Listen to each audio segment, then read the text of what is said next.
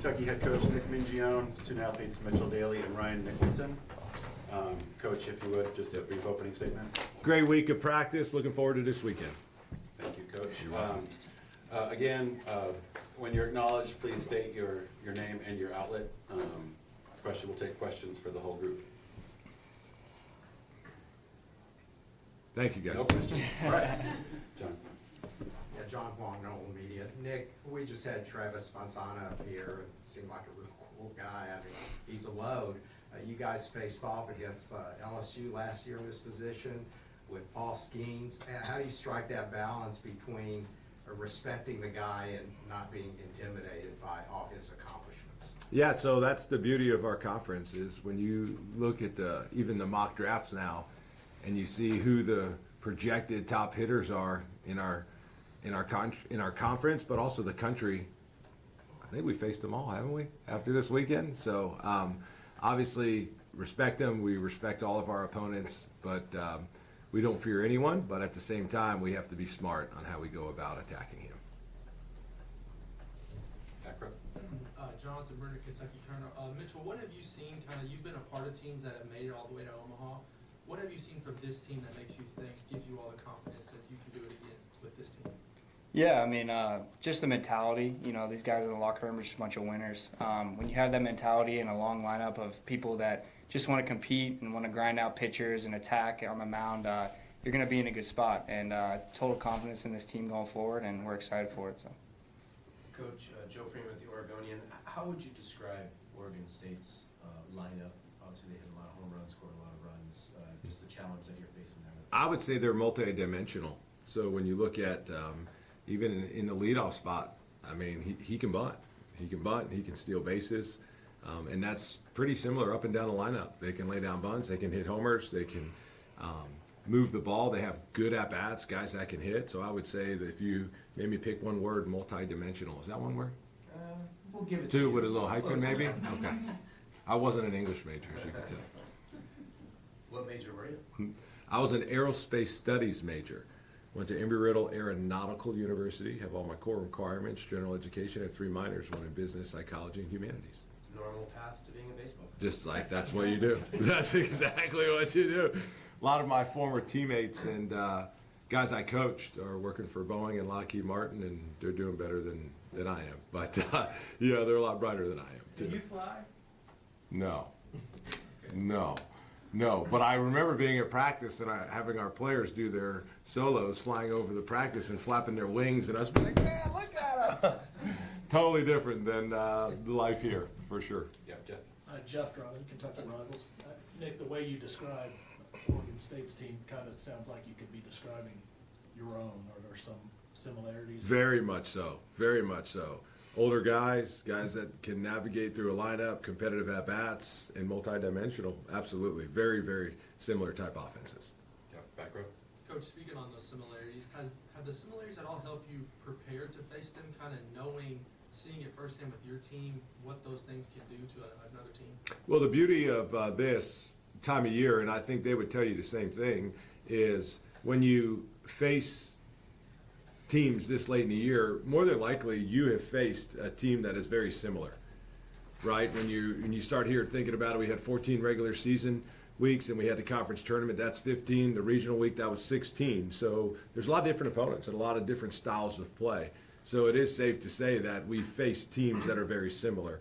And obviously for us, we do a great job of preparing for our opponents, but at the same time, like, we're more concerned about us executing whatever the game demands. So whatever that might be, I feel confident that our players have been prepared and they would be ready for whatever the game shoots at them this weekend. Yeah, Darren. Yep. Darren Hendrick, UK Sports Network. Mitchell, can you kind of speak on, we know what a versatile hitter you are, but to have Lopez in front of you in the lineup and a guy like Ryan Nicholson behind you, that protection, how much that affords you to be that kind of versatile guy in the 5 spot in the order? yeah, like you said, I mean, it's awesome having this guy right here with 20 home runs protecting me. You know, I just try to do what I can to get on base for him, you know, so he can do the damage. Like you said, trying to be versatile, trying to do things that would just help us win. So I feel like throughout our entire lineup, that's what it is. Just a bunch of versatile hitters that can really handle the bat well. John. John Elevator over here.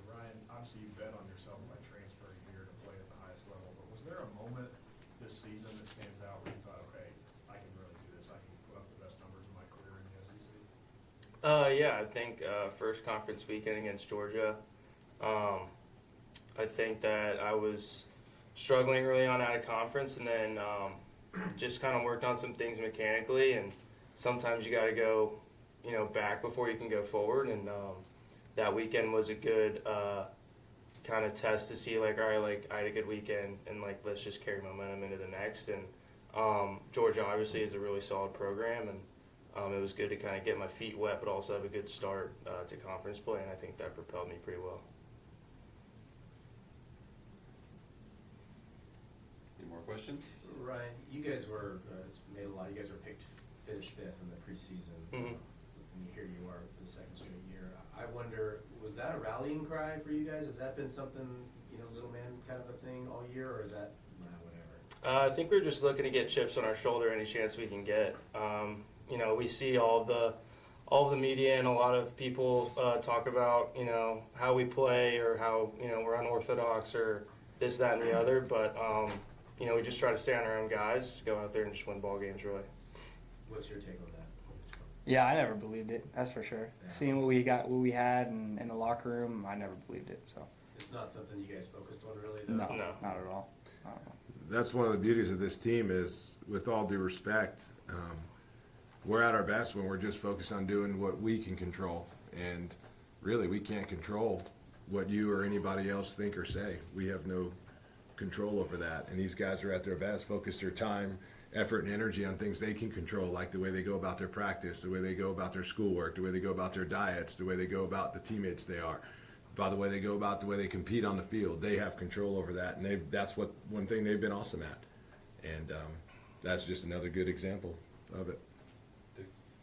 Ryan, a lot of kids come through the portal, a lot of young men, looking for a fresh start, something didn't go right last, or coaches leave or whatever. You had success at UC, Mm-hmm. but you had the one more year. Why was this the place for you, and had this been something you had your eye on for a while? It honestly wasn't. I loved my time at Cincinnati. I loved our coaching staff and all the relationships I've made there. At the time, there was a coaching change, and I thought that I had a kind of a free opportunity to go into the portal, just kind of wait to see who they would hire, and I was just kind of waiting to see what would happen in the summer, and I got a lot of buzz, and then I kind of thought that being that a lot of my friends and teammates that I'd gone in with were leaving with my class, I thought it'd be a good opportunity to just kind of test and see what was out there. And a lot of people reached out, Coach Cousineau being one of them, who I was already familiar with. And it just kind of lined up, still close to home. My brother graduating here this year just made sense. I really love the coaching staff. And, once, I thought that I was going to make the decision to come to UK, I was all in. Jeff, then Jeff. You brought players in that have been in this position before, Ryan talking about it, but the enormity of this for most of the team.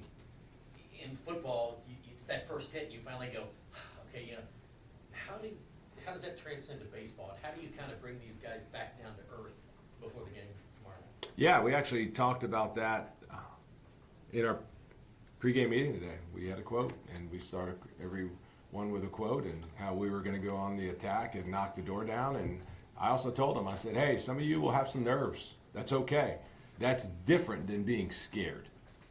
There's a difference between having nerves and being scared. We will not be scared, with all due respect to our opponent and the enormity of the games. But we are not going to play scared. We don't do that.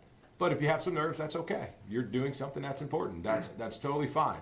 But we made sure that we drew a line in the sand today before practice started. There's a difference between having nerves and being scared. And my team, we will not be scared. We have nerves? Absolutely. But there's a difference. So we made sure we covered that before practice today. What was the quote? Well, there is a... It was a quote from The Rock. There was a quote from The Rock, okay? So I'd rather not go through the whole thing if you're okay with that. Yeah, it was a quote from The Rock, so. And the guys, we had two different guys animate it and live it out, and with some emotion. It was it not awesome? It was pretty cool. Yeah, it was fun. It was like, it was Who fun. gave the emotion? We did Pat Herrera and Jackson Novi. They crushed it. They Got did video also. of it somewhere? No video. No video. Coach, oftentimes these series come down to the tiny little microscopic things. I wonder, when you look at this, what would you say is your X factor heading into this? Well, really, you bring up a really good point, and I talked about this earlier in the week about the margin of victory is so small. It is absolutely so small. And I just reminded our team today, again before practice, that we don't have to do anything different than we've done all year. And I would think their coach is a similar speech, right? I mean, we're in these positions because we've done some things right, and more times than not, a lot of things right. But our formula starts with our pitching, our defense, and our ability to grind out at-bats and have quality at-bats, and that's where it starts. So we would not do anything different this weekend, in that it would be exactly the same. That recipe is exactly the same. Yes, Jeff, thank Yeah, you. for Mitchell or Ryan, either one, during the course of the league play, you're really familiar with a lot of the guys you're facing with, probably know the ins and outs of how they approach pitching you and that type of thing. What's it like preparing for, a team like Oregon State that you're not overly familiar with, and is it something akin to, cramming for a test?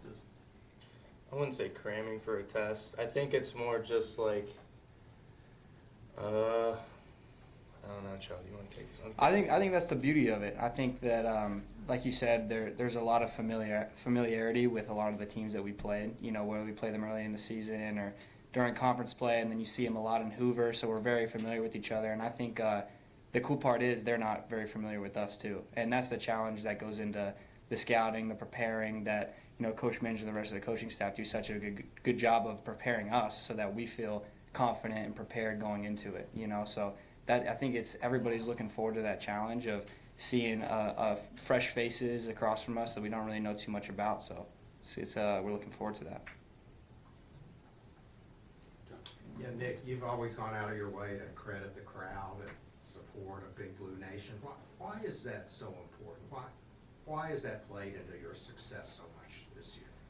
Well, you've heard me say a ton that I want to do things that have never been done before, and for whatever reason, I just maybe view myself as a builder.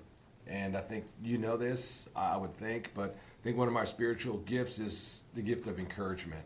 And I can tell you that there's been a lot of time, effort, and energy, and intentional effort have gone into everything we've done, from the way we have little kids stand on the field with our players for the national anthem, the way our players literally go in the stands and meet the fans right there, face to face after the game. We don't put the barrier of the net in the way. It's been very intentional the way we've gone about everything. We have given them access. We've done fan days. We have visited children's hospitals. We've been to the veterans hospital. Like, we have just, over the course of time since I've been here, we've even delivered season tickets to our fans. My first 2 years, this is what we did. We went out and met the fans and gave them their season tickets and introduced ourselves and invited them to come to the park. And so everything we've done has been intentional. And when you're trying to build something, what I've realized is people with us, they want to have a personal connection.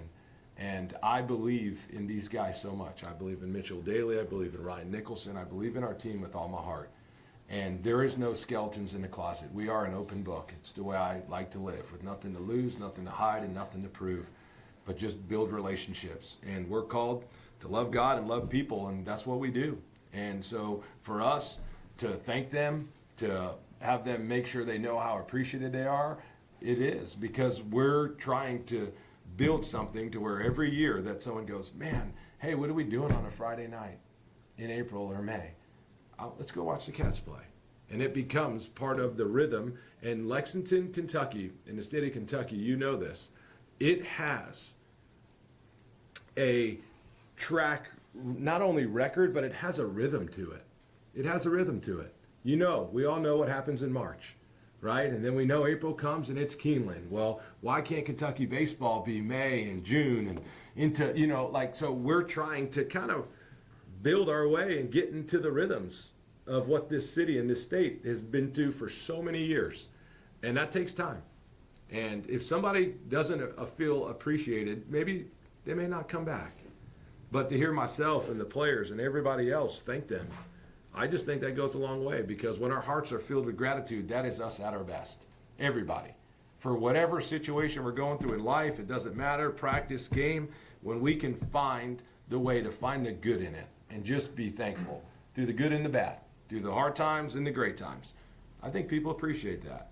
And that's how I want our players to be, and that's how I want to be.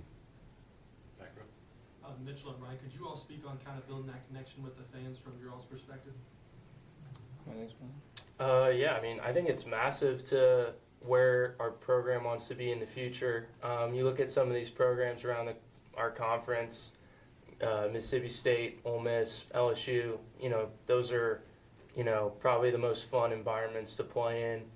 And why can that not happen here? So we're trying to create those environments, and I feel like everyone this season is witnessing the middle of that. Of it started last year, creating that buzz, and we're trying to basically keep that going and pick it up and move it forward. And next year we're gonna try again to pick it up and move it forward. Yeah, to build off that too, you know, what Coach was saying, you know, I think that the fans are starting to feel that family, that connection that they see us playing with. They see the love that we have for each other, and I really hope and I pray that they feel like they're part of that, because they are. And a lot of what they do and the energy they bring helps us. And when Coach talks about serving others, you know, I hope they can see that, and so we're thankful for them, and we're looking forward to. I mean, the energy that they brought last weekend and the weeks leading up to this has been amazing, and we're just excited to see what's in store for this weekend too. So. John? Coach, it felt like Johnny Hummel was maybe warming up for like the entire second half of the game on Sunday. You obviously didn't end up beating him. He wasn't quite as sharp down the stretch as he was early in the season. Just kind of where is he at in your confidence level on him right now? Yeah, he's in a really good spot. And I think, as you know, boy, did we lean on him a lot early. And when you lean on him a lot early, sometimes the weather plays a factor in that. I mean, because sometimes it can be a little chilly and it's a little harder to get loose and it's harder to get back out there for another inning. And we relied on him heavy early. But I feel really good about where he's at physically now. He's well rested. His stuff is super sharp. So we're in a good spot. And the reason why we had him ready to rock and roll is because we believed in him. And it was just Cam was just throwing the ball so well. And he was not getting good swings and takes. So we decided to keep going with Cam. But we feel and have the utmost confidence in Johnny. In the back? Ethan Grants, Caps coverage. Question for both players. If you guys are talking about building the culture, setting this program up for the future. If you guys had to give a pitch to a player in the future to come here, why would you tell a player to come here? Oh, yeah, let me hear this one. Good one right there. Let me hear this. So personally, this place is something that I've never really experienced before, not only in my time in college, but just my time, you know, growing up. The environment that Coach has set, talking about serving others and making that such a priority about, you know, how can you help your teammate today? How can you help the person next to you? How can you make someone feel appreciated in your life, like a family member or a friend? I think that truly sets you up just to grow as yourself as a person, even before a player, to grow in your faith, to become a better man, to become a better friend. I think it's been huge on how that translates to the field as well, because when you grow as a person, it's really interesting. You just start, you know, finding yourself more as a player too, and so it's been an awesome experience here. And if anybody has struggled like me, I didn't really know who I was for the past, you know, couple years. If anybody's struggling like that and try to become more of their self, then this is the place for you. How would you feel like doing something that hasn't been done before here? It's pretty plain and simple, but last I checked, Kentucky hasn't gone to Omaha yet. They've only been to 3 super regionals. You know, we're focused on the next game in front of us, and I could tell the kid that's, you know, coming in next year that, you know, building success here is you'd be remembered for years and years to come, far past when you're done playing. And I think that speaks volumes to the fans and, you know, the big blue nation that represents this program. Coach, Jeff? If you could build off that a little bit, Nick, what has been the response to the type of season you've had and the exposure and getting to another super regional when you go out and make these kind of pitches to These guys really, these two and that locker room has really made our jobs dramatically easier. I can tell you, I got a phone call tonight and the kid's already said, I want to come to Kentucky. I ain't talked to him yet. He's already told the other coaches, like, I want to be a Wildcat. I've watched your team play, and this guy is a really good player. Can really go anywhere he wants. But he's already made his mind up because he's watched the way they've played. He knows them. We've done all of our homework on his makeup, the type of people. There's 4 different people that we've done research on and what kind of person he is. And the video, watching him as a player, is clearly he can play at this level. I haven't even talked to him yet. He's already said he wants to come to Kentucky. I haven't had to say one thing because Ryan Nicholson and Mitch Daly and the rest of these guys, they've said it all. They've done it. He's watched them. And so therefore I can tell you that the recruiting part has become easier. The evaluation part is still where we have to excel. And we have to make sure that we nail the details and continue to evaluate them and bring in the right players like these guys that can play at this level and have the right makeup and the right people that we're looking for, because there are so many good players in that transfer portal, so many. But they may not just all be right for Kentucky. So our evaluation piece has to be spot on. And we'll find out tonight if he's going to be a Wildcat or not. But it might take a couple phone calls to figure it out. But we now have people that just, they want to be here. This is where they want to be, and they've made it really clear. And it's because these guys and the rest of the guys and really our fans. Because a lot of these players in this transfer portal, what do they want? They want to go somewhere where they can win. They want to go somewhere where they can develop. That's what these guys have done. They've created it. We've won at a high level, and they're all getting better, every one of them. Ryan Nicholson has more home runs this year in the SEC than he did last year. No disrespect to where he came from. Came from a really good school and a great conference, but he's done better. Same thing with Mitch. These guys, they've just gotten better, and it's to their credit. They're making our jobs easier, and I'm thankful for that. Coach, Travis Bazan for them obviously generates, rightfully so many headlines and attention. I wonder, who's the next guy on the scouting report, the next guy or two that jumps right out at you that you have to be, once you get past the Bazan bus? I appreciate you doing your homework, but I'm not letting out any secrets till after the series. Maybe one more, if we want. Do either one of you guys have a favorite Coach Minge quote? Oh, here we go. I have a lot of shenanigans, I say, so I'll be really curious to hear. There's so many. Probably just the here we go, probably that one. But no, seriously, I think one of the coolest ones that he says is we don't talk about winning, we do what it takes to win, and that speaks volume to what we prioritize here. I second that or the we don't move. I remember I moved a bunch before I came to school here. I had to get hit with a bunch of baseballs to stop moving. So that was. What did it mean to you all when he didn't move on that foul ball to hit him? I know, that's the cool stands part. behind his words. Yeah. He practiced what he preaches, so. Yeah. All right, thank you all. Yeah, thank you guys. Appreciate it.